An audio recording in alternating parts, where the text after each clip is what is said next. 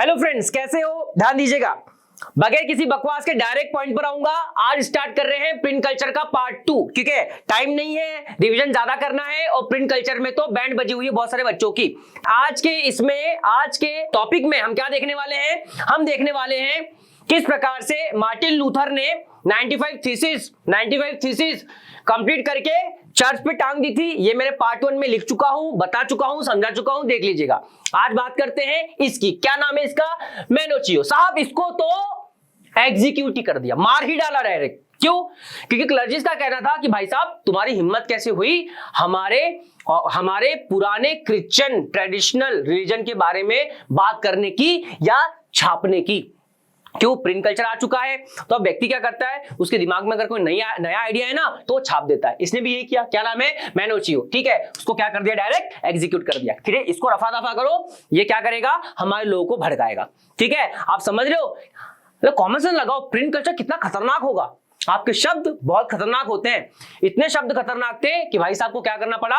मार डालना पड़ा। ठीक है, डायरेक्ट एग्जीक्यूट कर दिया गया।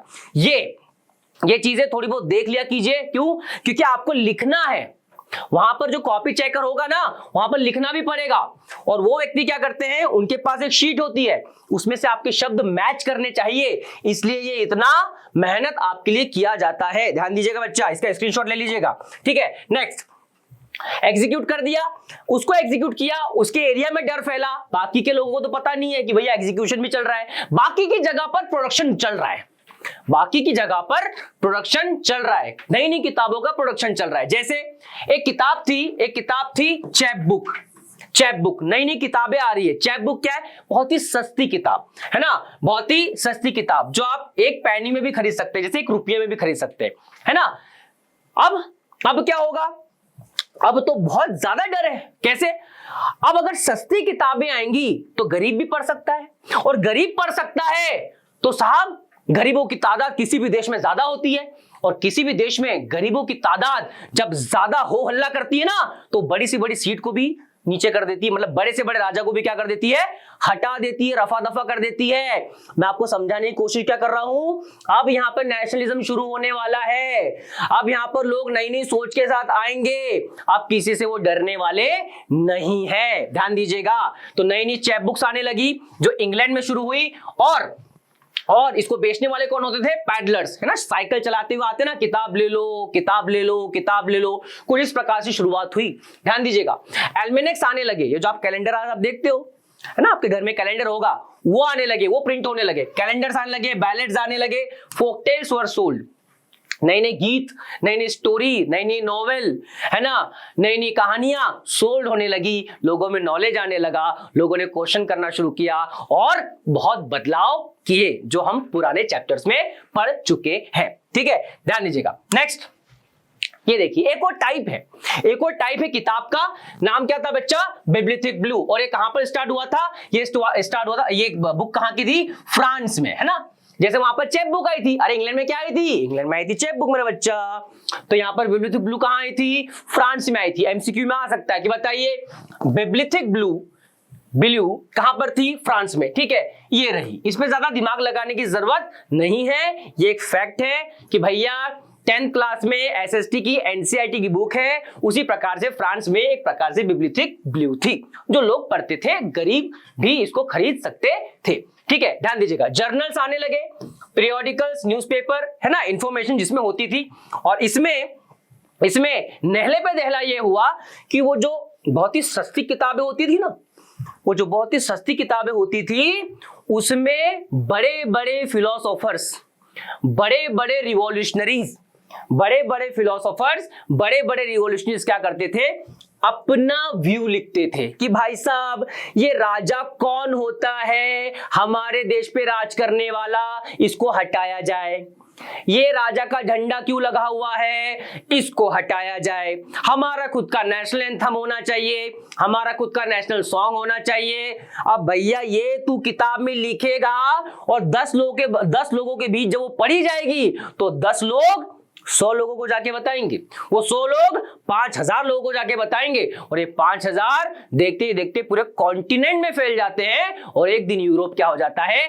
आजाद हो जाता है। बोलो स्वाहा। अरे हाँ या ना?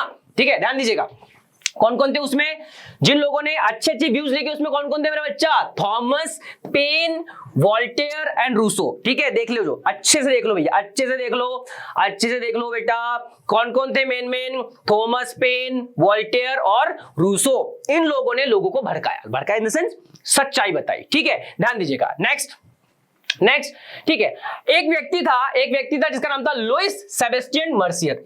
एमसीक्यू बन सकता है। इसने एक बहुत ही अच्छा मैं कह सकता हूं पॉइंट बोला था, एक बहुत अच्छी बात कही थी। क्या बोला था इसने, the printing press is the most important powerful engine of progress and public opinion that will SVEEP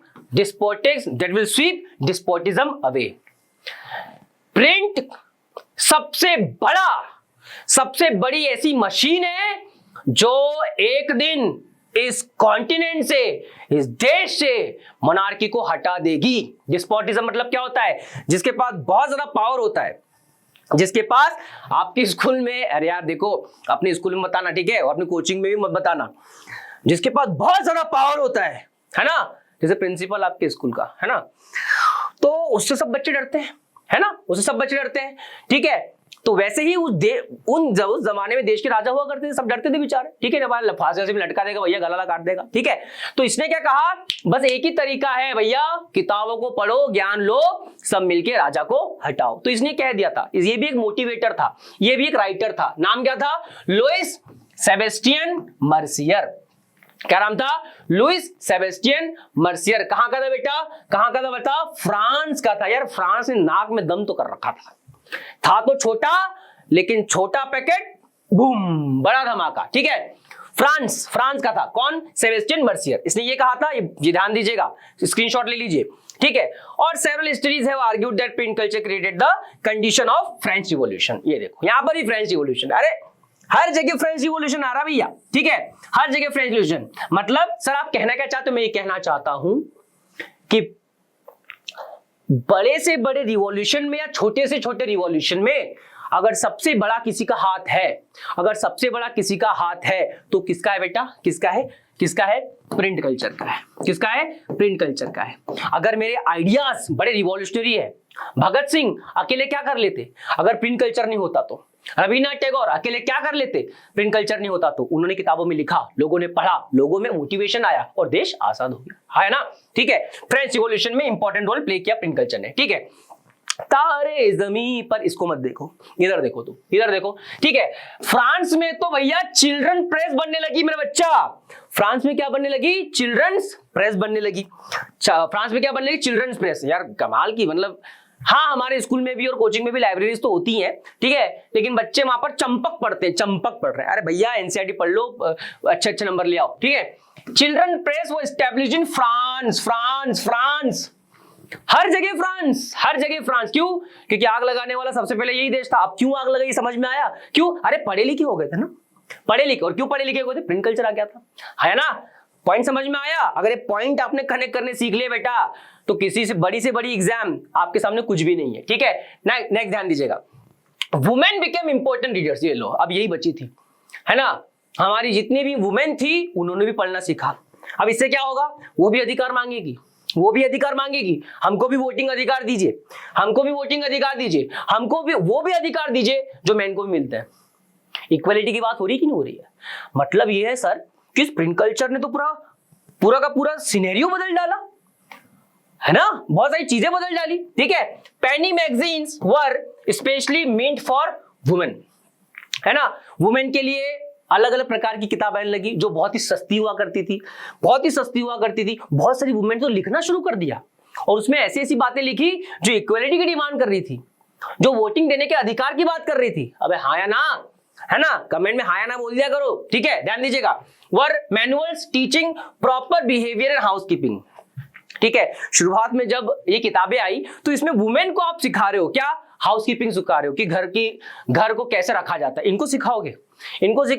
जो यूनिवर्स का सबसे शानदार कैरेक्टर है वुमेन। क्यों, क्योंकि साहब इस पूरे पृथ्वी पर female is the only character female is the only character जो 100 काम कर देगी लेकिन कभी एक्सप्रेस नहीं करेगी, और हम जेंटलमैन एक ही काम करेंगे उसको 100 बार एक्सप्रेस करेंगे, हाँ या ना? ठीक है, ध्यान दीजिएगा, ठीक है, ध्यान दीजिएगा, ठीक है। तो वुमेन के लिए भी बहुत नई नई प्रकार की किताबें लगी। Some popular novelist were women, ये नाम याद रखना है। अरे इधर इधर इधर ध्यान दीजिएगा, Jane Austen, the Bronte sisters and George Elliott.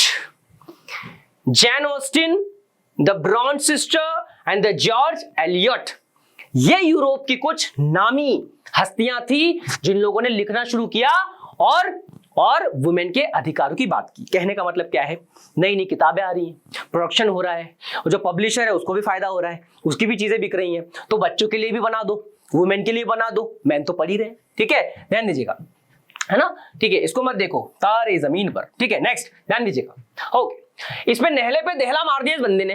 क्या इतनी शानदार मशीन लेकर आ गया कि एक दिन में तुम 500 कॉपीज बना लो, 1000 कॉपी छाप लो। मतलब क्या है सर, आपका कहना क्या है? प्रोडक्शन और बढ़ जाएगा क्या? बिल्कुल, प्रोडक्शन और क्या हो जाएगा मेरा बच्चा? बढ़ जाएगा। प्रोडक्शन बढ़ेगा, डिमांड और बढ़ेगी, और ज्यादा लोग पढ़ेंगे, और ज्यादा लोग स्कॉलर होंगे, और लोग राजा को क्वेश्चन करेंगे, धीरे धीरे मोनार्की खत्म होगी, कॉन्स्टिट्यूशन मोनार्की खत्म होगी, और देखते ही देखते एक दिन पूरे दुनिया में डेमोक्रेसी छा जाएगा। ठीक है, नेक्स्ट ध्यान दीजिए, कौन था ये व्यक्ति? रिचर्ड एम हो। रिचर्ड एम हो, ठीक है। क्या किया इसने? न्यूयॉर्क का ये व्यक्ति, अमेरिका का ये व्यक्ति, पावर ड्रिवन सिलेंड्रिकल प्रेस, जो पावर मतलब इंजन, ठीक है, इसमें इंजन होता था, आप देख सकते हो इसको, आप इसको देख सकते हो, ये वाला, ठीक है, ये वाला जो पार्ट होता था, ठीक है, पावर ड्रिवन। अब मैकेनिकल चीज है, मशीन है, तो प्रोडक्शन ज्यादा होगा और लोगों को पढ़ने में मजा आएगा, अलग अलग प्रकार की किताबें मिलेंगी। ठीक है, ध्यान दीजिएगा। It was more useful in printing newspapers, this was capable of printing 8000 sheets per hour.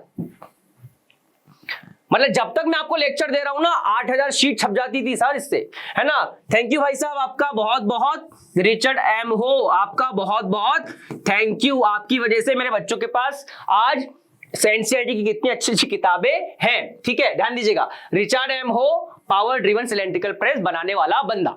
ठीक है, ध्यान दीजिएगा बेटा। नेक्स्ट ध्यान दीजिएगा। ठीक है, हाँ जी, सबसे प्यारा देश हमारा भारत देश।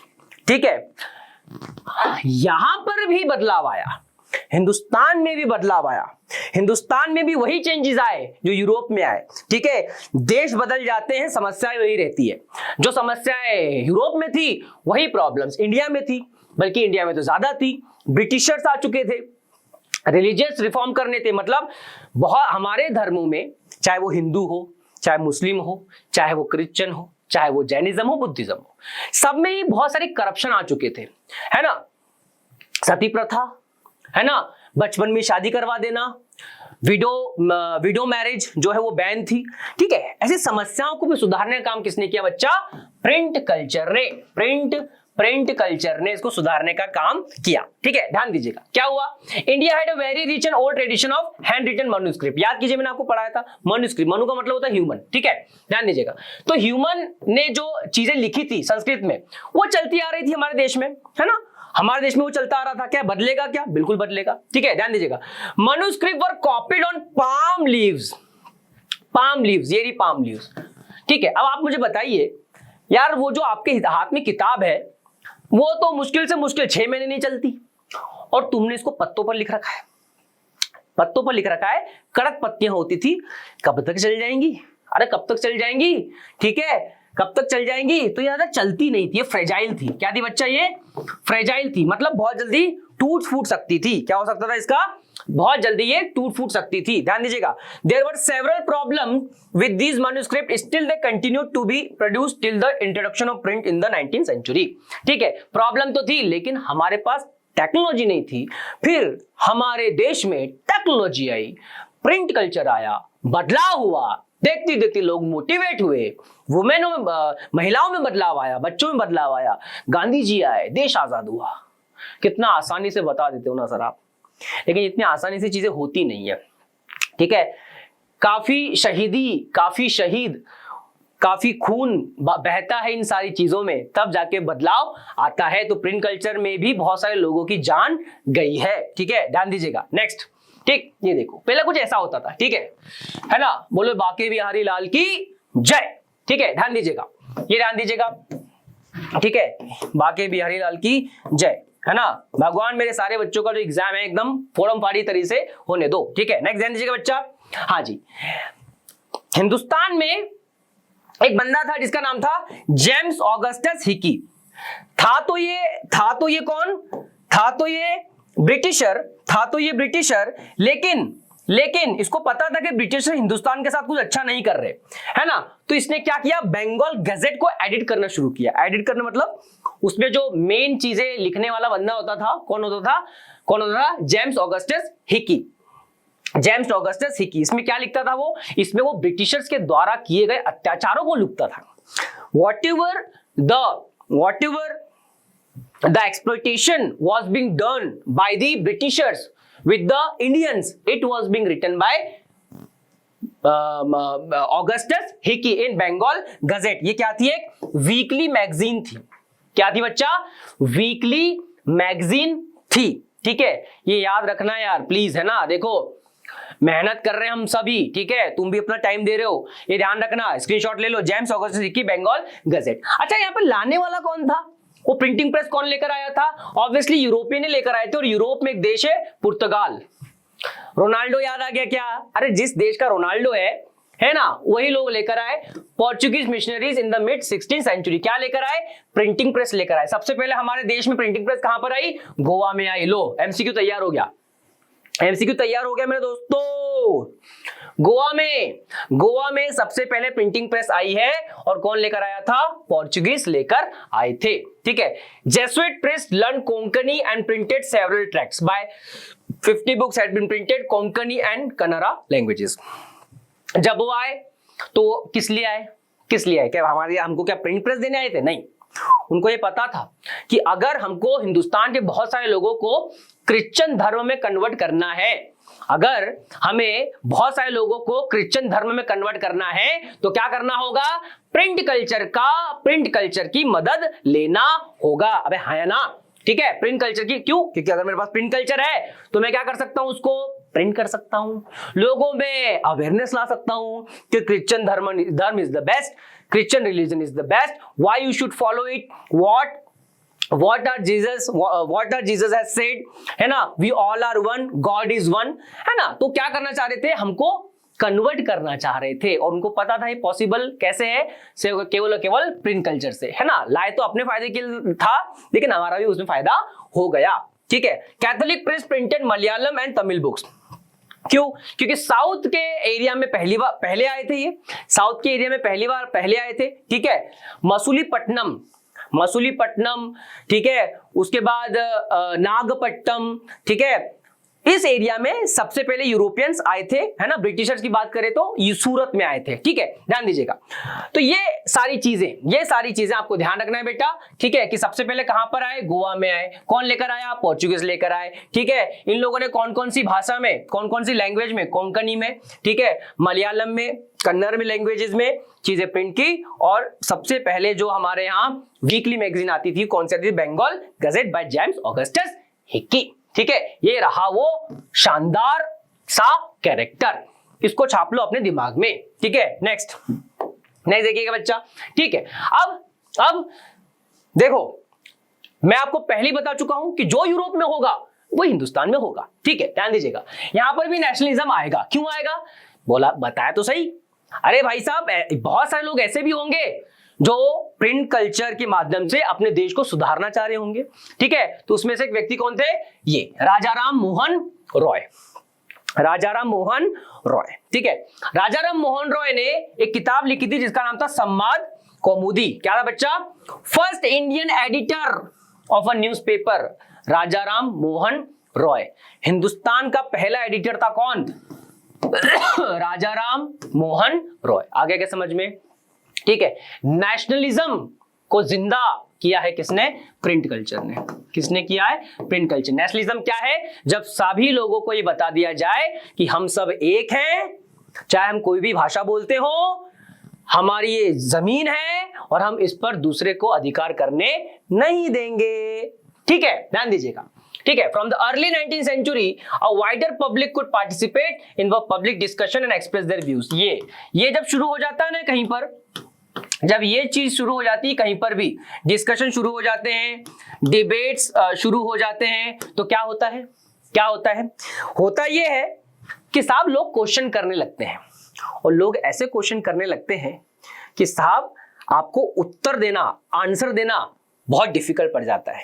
ठीक है, जैसे मैंने पूछा भाई सती प्रथा क्यों करवा रहे हो, और पहली बार इतने सालों में किसने पूछा सती प्रथा क्यों करवा रहे, क्यों? क्योंकि उस समय ब्राह्मण्स का बड़ा डोमिनेंस था। ठीक है, ब्राह्मण्स का बड़ा डोमिनेंस था, जो उन्होंने कह दिया वो मान लिया। ठीक है, चाहे वो गलत हो या सही हो। तो पहली बार राजा राम मोहन राय ने बोला भाई ये क्या कर रहे हो? बोले यार ये इसका हस्बैंड की डेथ हो गई है, तो ये क्या करेगी, जिंदा रहकर इसको भी जला रहा है। बोले ये कौन सी बात हुई? तो उसको सती प्रथा कहते थे, हाँ है ना। ठीक है, तो डिस्कशन होने लगी, बोले यार बात तो ये राजा राम मोहन राय सही कह रहा है कि यार जरूरत क्या उसको जलाने की है, जो गया वो गया, गीता में लिखा है वही। ठीक है, कि आत्मा तो रहेगी जिसमें चला गया, लेकिन जो जिंदा उसको तो जिंदा रहने दो, उसको क्यों तुम आग में डाल रहे हो। ठीक है, नेक्स्ट ध्यान दीजिएगा बच्चा।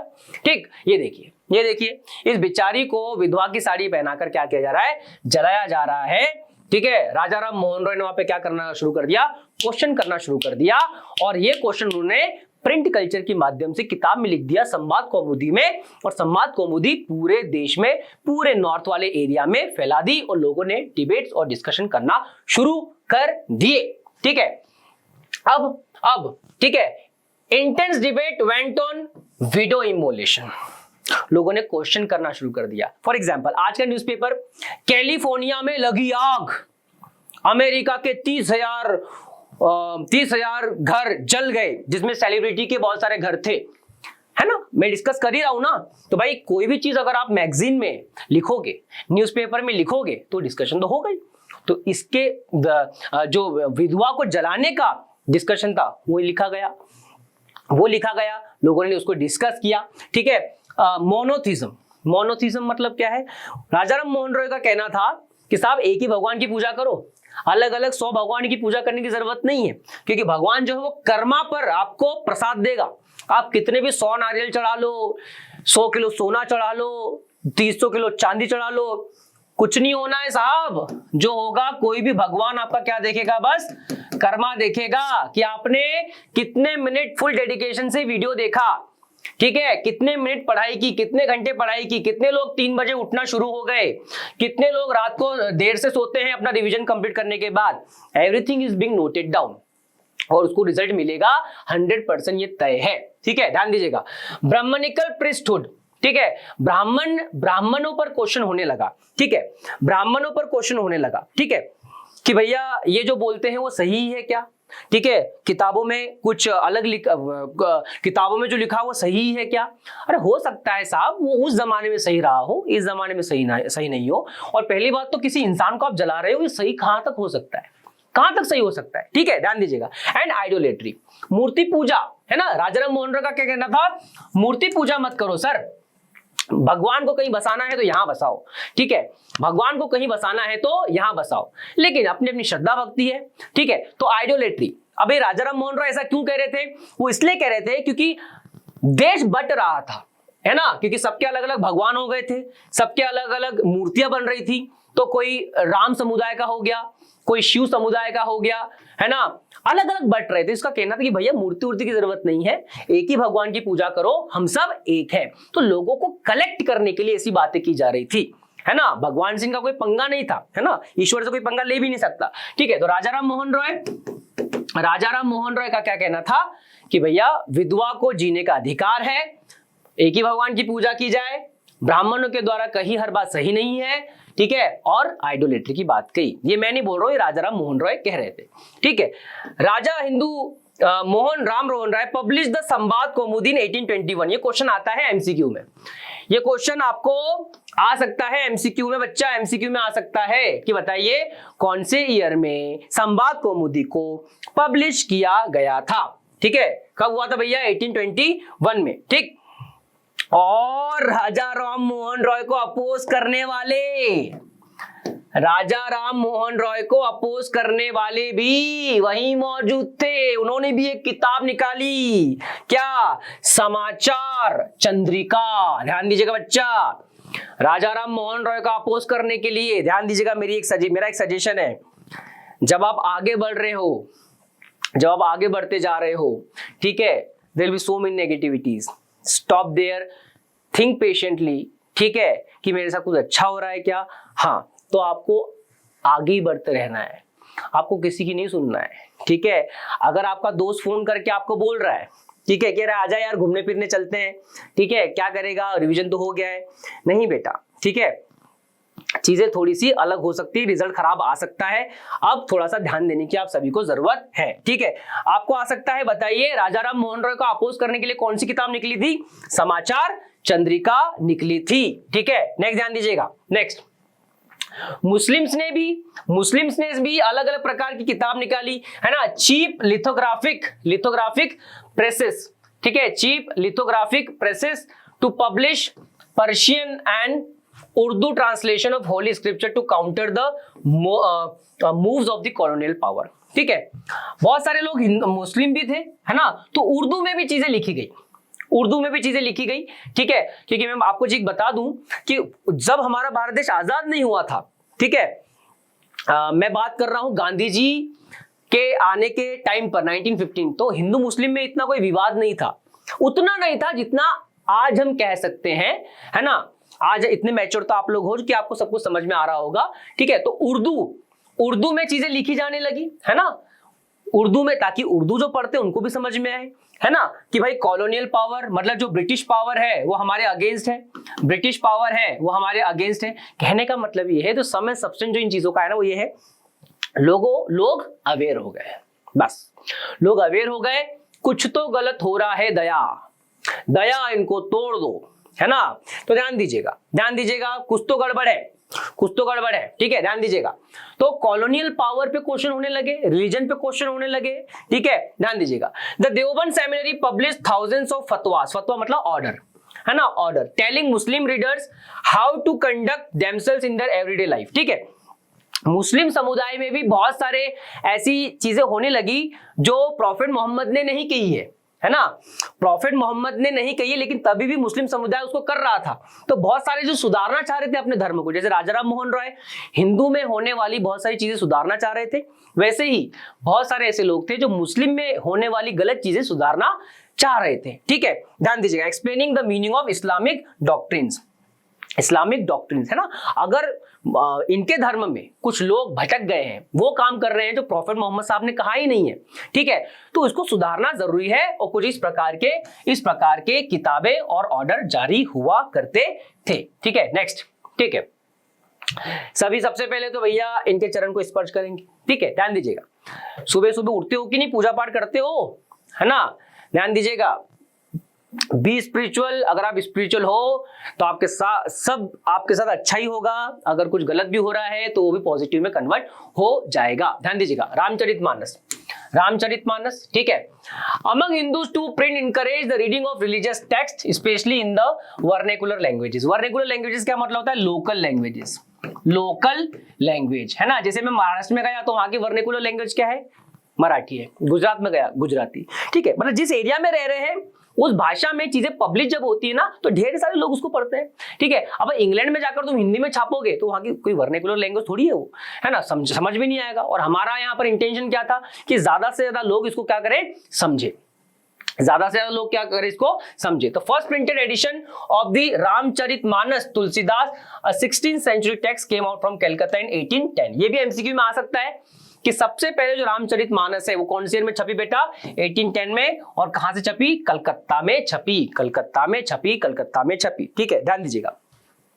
और बहुत सारे प्रेस बनने लगे। सबसे पहले जो आया नवल किशोर प्रेस, है ना, ये नाम है, आपको ज्यादा लोड लेने की जरूरत नहीं है, ठीक है। और फिर आई श्री वेंकटेश्वर प्रेस, है ना, कि भाई मुझे बिजनेस करना है, लोगों की डिमांड आ रही है कि मुझे बुक्स चाहिए, तो मैं प्रेस बनाऊंगा। मैं क्या करूंगा?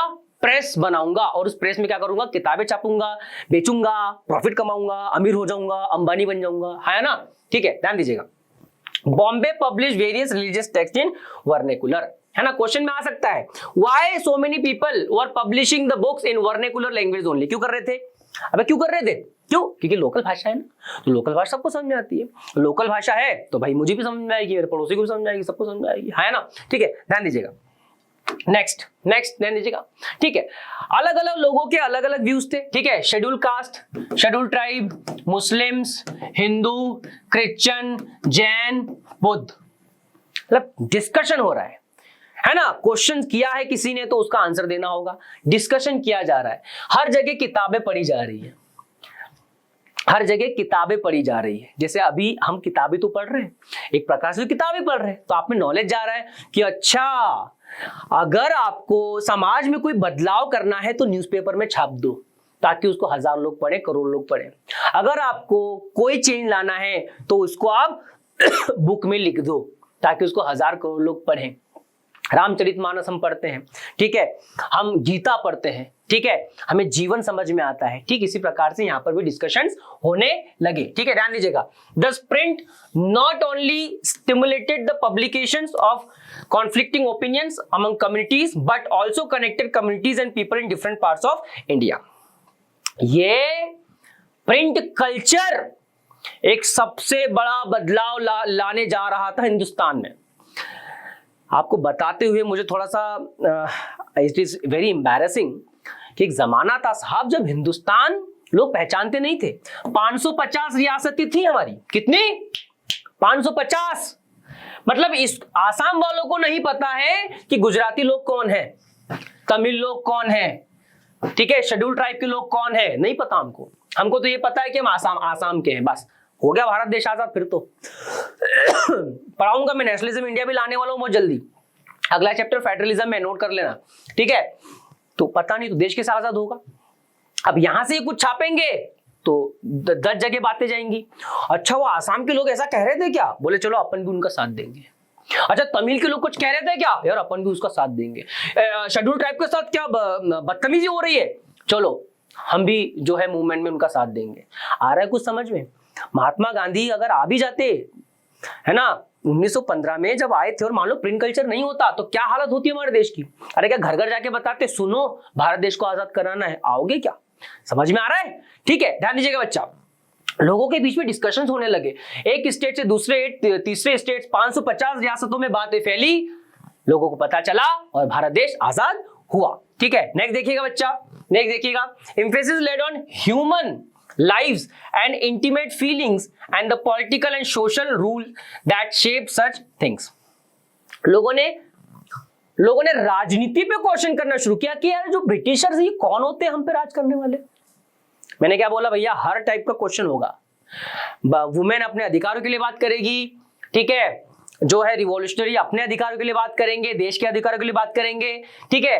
लोगों ने समाज के बारे में क्वेश्चन करना शुरू किया, पॉलिटिक्स के बारे में क्वेश्चन करना शुरू किया, ठीक है। By the end of the 19th century visual images could be easily reproduce in multiple copies, और इमेजेस के साथ वो चीज आती थी तो लोगों को पढ़ने में और मजा आता था, है ना।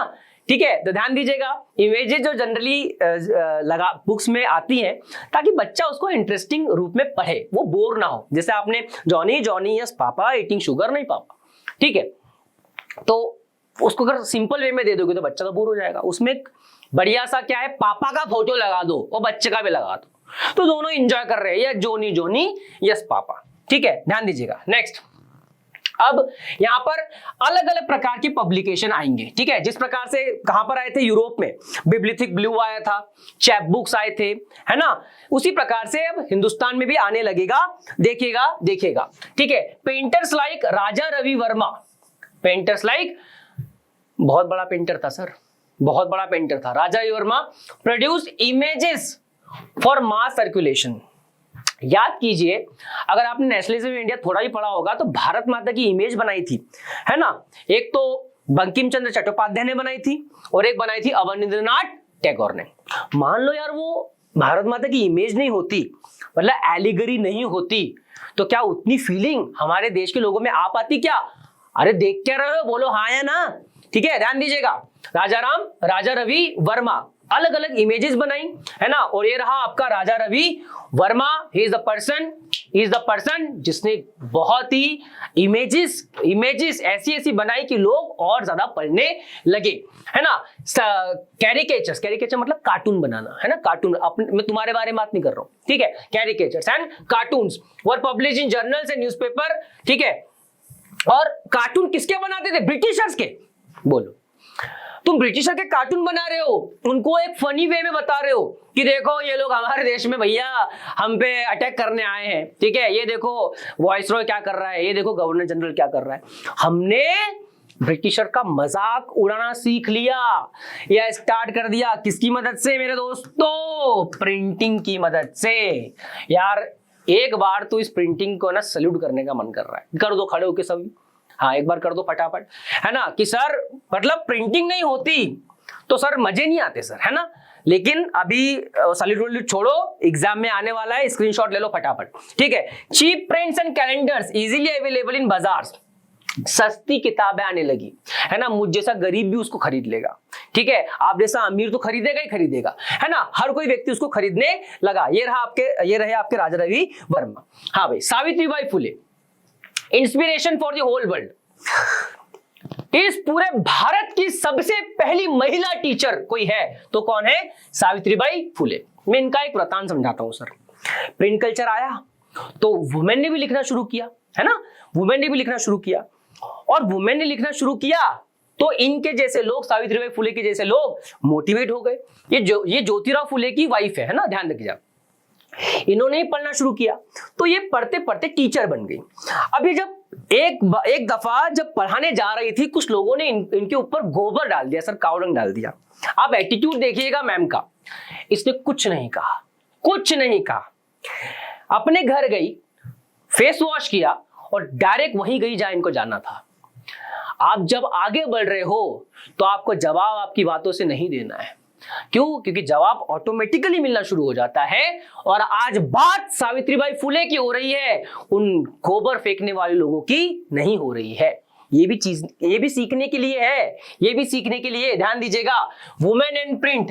अब यहां पर उस प्रिंट कल्चर की मदद से किस प्रकार से महिलाओं में बदलाव आया मेरे दोस्तों, किस प्रकार से वुमेन में बदलाव आया, ध्यान दीजिएगा। Writers started writing about women, this led to several changes in the society। बदलाव ले आया यार। अरे हमारे हिंदुस्तान की वुमेन को सर सिर्फ एक खिलौना समझा जाता था, है ना। कि भाई शादी करना है, बच्चे पैदा करने हैं, ठीक है, घर का काम संभालना है, बस यही काम होता था हमारे भारत की वुमेन का, ठीक है। लेकिन अब हमारे देश का जो प्रेसिडेंट है वो खुद वुमेन है। किचन से लेकर प्रेसिडेंट तक का सफर आसान नहीं रहा मेरे दोस्त, आसान नहीं रहा। और इसकी शुरुआत अगर किसी ने की है तो वो प्रिंट कल्चर ने की है। किसने की है बच्चा? प्रिंट कल्चर ने की है। Women readers increased in the middle class homes. Middle class home मतलब जिनका मतलब जो ज्यादा गरीब भी नहीं है और अमीर भी नहीं है, ठीक है, उन लोगों ने पढ़ना शुरू किया। 10 बातें सीखी, बोले यार फ्रांस के वुमेन को तो अधिकार मिल रहे हैं, हमको भी अधिकार चाहिए। इस प्रकार से बात, ठीक है। Liberal husbands and father started educating their women folk at home and send them to schools, ठीक है। ये देखो कोई अच्छे लोग भी होते हैं ना यार, देखो बुरे लोग हैं तो अच्छे लोग भी हैं, ठीक है। तो बहुत सारे हस्बैंड ने तो मदद की, ठीक है। इनके हस्बैंड थे ज्योतिराव फुले, जिन्होंने किताब लिखी थी गुलामगिरी, जो कास्ट सिस्टम के अगेंस्ट थी, ठीक है। तो बहुत सारे हस्बैंड ने, अपने फादर ने अपने बच्चों को, अपनी बीवियों को पढ़ाना शुरू किया, ध्यान दीजिएगा। और धीरे धीरे हमारे हिंदुस्तान की वुमेन भी क्या हो गई? एजुकेटेड हो गई। अरे हाँ ना, ठीक है, नेक्स्ट ध्यान दीजिएगा, ठीक है। But the conservatives were not in favour of women education. ये देखो, ये आ गए, ये नेगेटिव लोग आ गए। क्या भैया? ये कंजर्वेटिव्स है। कंजर्वेटिव्स लोग कौन है? बदलाव नहीं चाह रहे।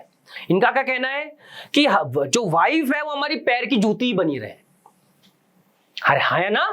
तो भाई साहब ये कौन सी बात हो गई, है ना। लोगों वुमेन ने और रिवॉल्यूशन किया कि नहीं भैया अब तो ऐसा नहीं होगा, हम भी इंसान हैं, हमारे साथ कैसा व्यवहार हो रहा है ना। डोमेस्टिक वायलेंस हो रहा है, दहेज के लिए आप हमको पिटाई मार रहे हो।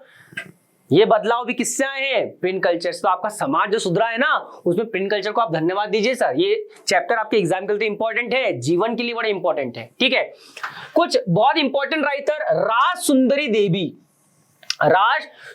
देवी, ठीक है। अ यंग मैरिड गर्ल ठीक है, इसने अपनी किताब लिखी थी अमर अमर जीवन, अमर जीवन, ठीक है, ये रही अमर जीवन, ठीक है, माय लाइफ, अमर जीवन मतलब, ठीक है, हालांकि इसको बोलना चाहिए अमार जीवन, है ना, क्योंकि बंगाली में इसको क्या कहता है, आमार, आमार, आमार जीवन, आमार जीवन मतलब मेरी जो लाइफ है वो कैसी है दोस्तों, ऐसी है कि मैं घर के बाहर नहीं निकल सकती, ऐसी है कि मैं पढ़ नहीं सकती, ऐसी है कि मैं किसी फेस्टिवल को एंजॉय नहीं कर सकती, ऐसी है कि मुझे शादीशुदा जिंदगी में बंद के रहना पड़ रहा है।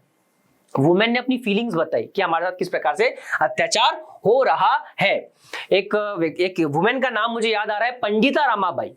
पंडिता रमाबाई तो किचन में लिखती थी जब सब सो जाते थे, यह हालत थी, बोलो। और आज हमारी बहुत सारे बच्चों के हाथ में किताबें हैं तो वो लोग उसका सही प्रकार से यूज नहीं कर रहे। सर, जो आपके हाथ में है वो कोई छोटी मोटी चीज नहीं है, आपका जीवन बदल सकती है, ठीक है, ध्यान दीजिएगा।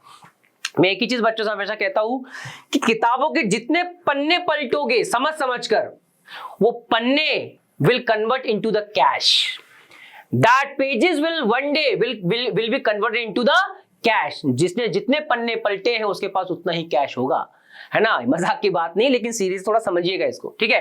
From the 1860s a few Bengali women like Kailashbashini Devi, है ना, अब इसने भी कौन सी लिखी थी, इसने भी कौन सी लिखी थी सर, ठीक है, ध्यान दीजिएगा, wrote highlighting the experiences of women about how women were imprisoned at home, kept in ignorance, ठीक है। इसने भी किताब लिखी थी जिसमें इसने बताया था कि किस प्रकार से वुमेन के राइट्स को इग्नोर किया जाता है।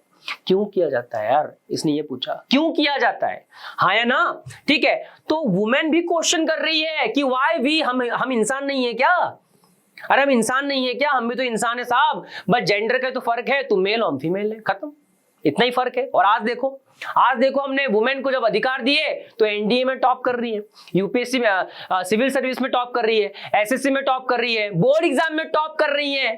अब ऐसा मत बोलना कि सर आप बॉयज का साइड नहीं ले रहे हो, आपको भी करना है टॉप, ध्यान दीजिएगा, ठीक है, ध्यान दीजिएगा। नेक्स्ट, एक और हमारे सामने इंस्पिरेशन के रूप में आई ताराबाई शिंदे। कौन आया बच्चा, ताराबाई शिंदे, ठीक है। देखो कभी कभी क्या होता है, लेक्चर के बीच में थोड़ा बहुत अगर ऐसा लगे कि सर थक गए तो मस्त कॉफी पिया कीजिए और फिर से रिस्टार्ट किया कीजिए, है ना, जो मेरा तरीका वो मैं आपको बता रहा हूँ, ठीक है।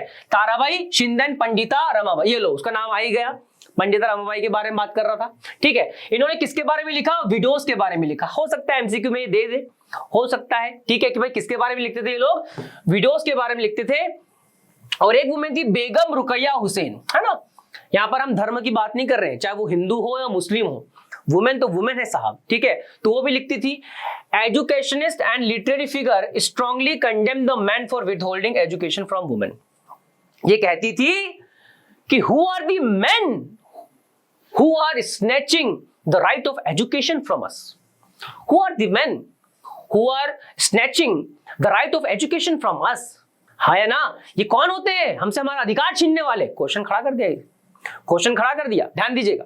While Urdu, Tamil, Bengali and Marathi print, ये भी आने लगा, ये भी आने लगा, मतलब कहना ये चाहते हैं सर कि पूरे भारत में बदलाव होने लगा, पूरे भारत में बदलाव होने लगा। ये कौन है आपकी, ताराबाई शिंदे, है ना, मराठा है, मराठा, ठीक है।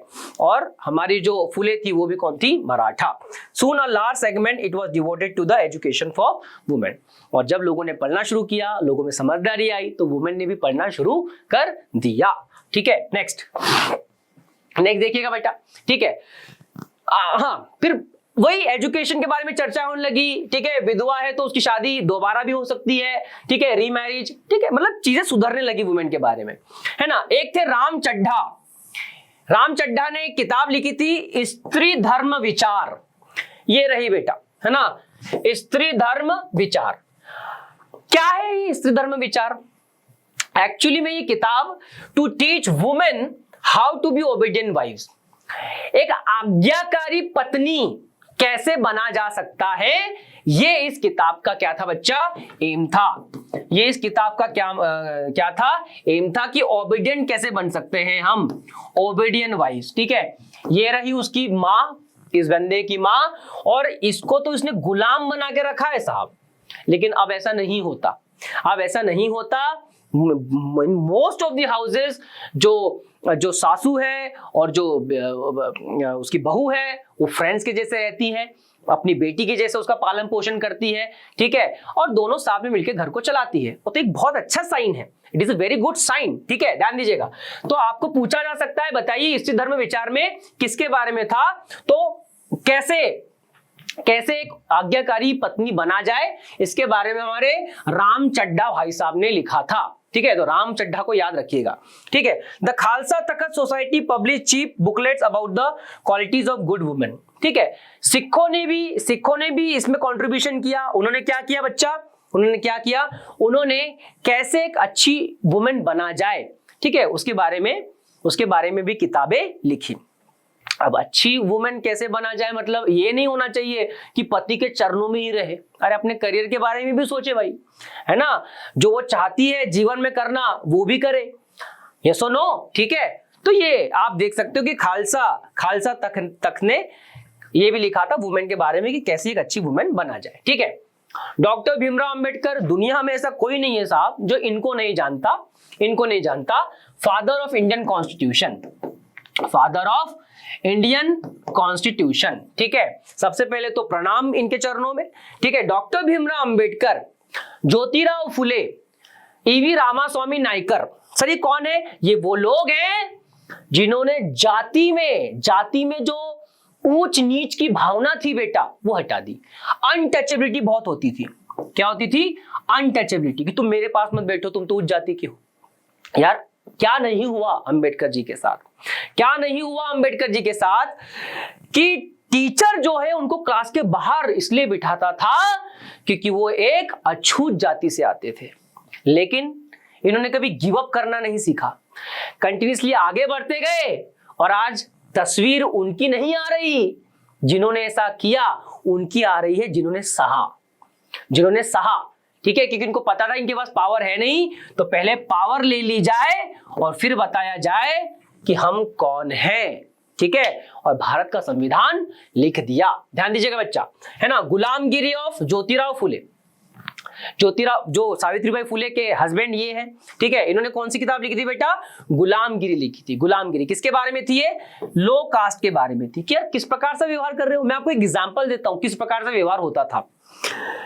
जो लोअर कास्ट का बंदा होता था, वुमेन होती थी या मेल होता था, उसके गले में एक बहुत बड़ी थाली लटका दी जाती थी ताकि वो उसी में स्पिट करे, क्योंकि उनका मानना था, बहुत सारे लोगों का मानना था, ऊंची कास्ट के लोगों का, कि अगर स्पिट करेगा तो धरती जो है वो जमीन जो है खराब हो जाएगी। उसके पीछे झाड़ू बांध दिया जाता था ताकि जहां जहां से वो निकले तो जगह साफ होते जाए। यार मतलब इस प्रकार की मेंटेलिटी कहां से लाते थे, ये सोचने वाली बात है, ठीक है। गुलामगिरी और ज्योतिबा फुले, ठीक है, express treatment to low caste. ये एग्जाम में एमसीक्यू में आ सकता है कि बताइए ज्योतिराव फुले ने जो गुलामगिरी लिखी थी किसके बारे में थी, वो कास्टिज्म के बारे में थी बेटा, जाति प्रथा के बारे में थी। डॉक्टर भीमराव अंबेडकर, ईवी रामास्वामी नायकर का एक और नाम ध्यान दीजिएगा, पेरियार। इनको पेरियार भी कहा जाता था क्योंकि वो इस इलाके थे, पेरियार, ठीक है। अनटचेबिलिटी के खिलाफ इन लोगों ने लड़ाई लड़ी थी। तो ये लोग लिखते थे कि भैया ये चीज गलत है, ये चीज गलत है, हजारों को पता चला, लाखों को पता चला, करोड़ों को पता चला, है ना।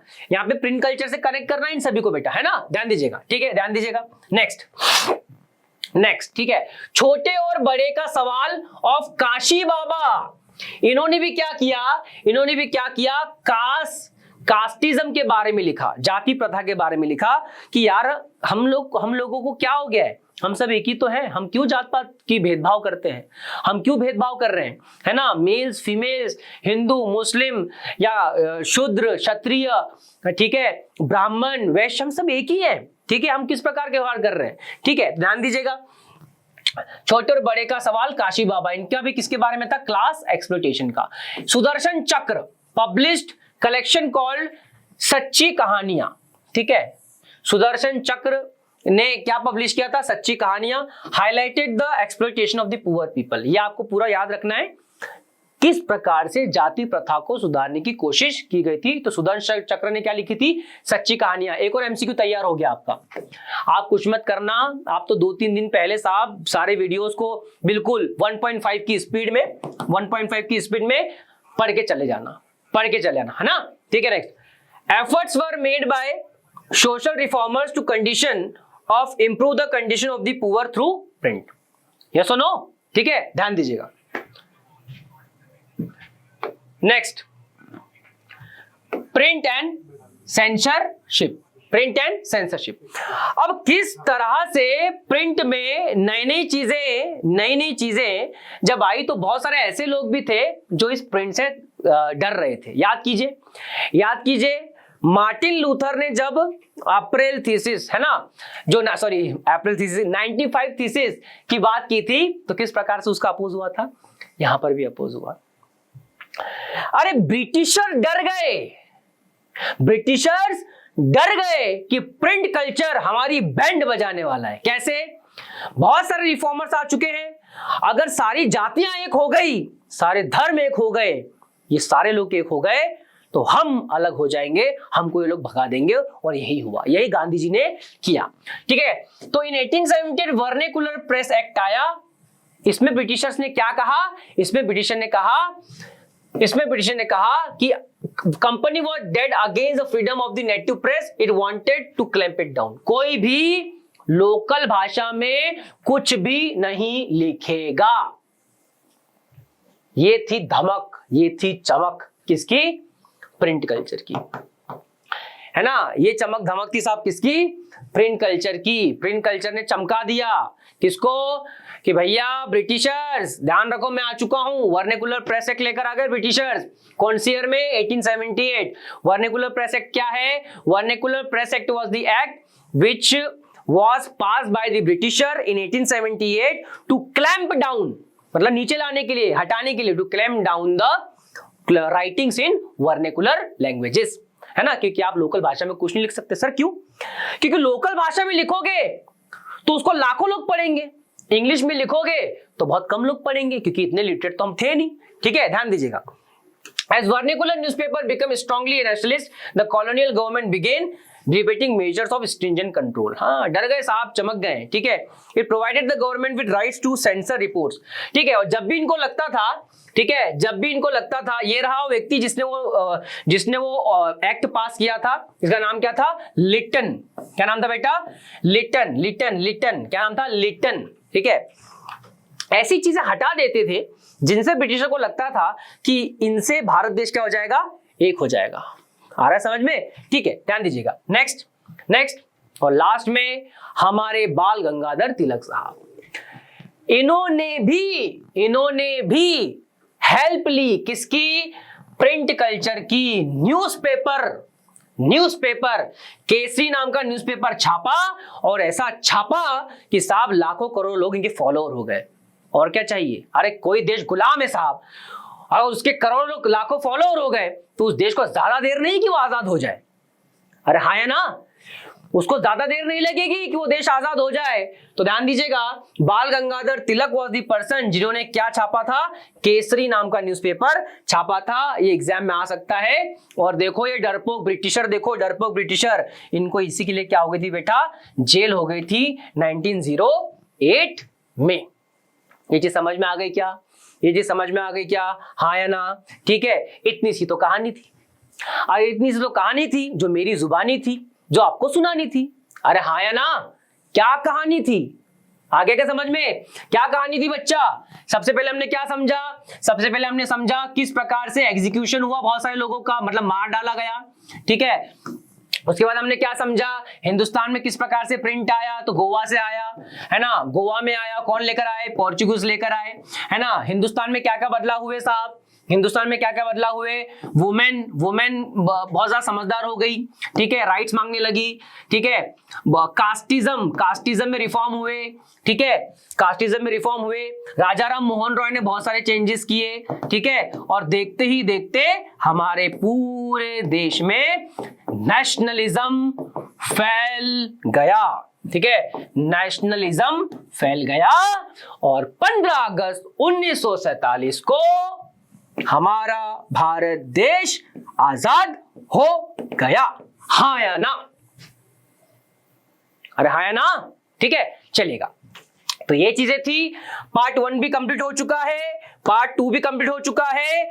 और मजा आ गया है। अब बारी आपकी है, पढ़ना है एकदम धांसू रूप से। अगला जो चैप्टर होगा वो होगा आपका फेडरलिज्म। अगला चैप्टर कौन सा होगा बेटा? फेडरलिज्म। चलिए इसी के साथ साथ सुनील सर को थोड़ा सा बाय कर दीजिए ताकि वो फेडरलिज्म लेकर आए। बहुत बहुत शुक्रिया मुझे सुनने के लिए। जय हिंद, पढ़ते रहो और एग्जाम फोड़ कर आओ। Thank you.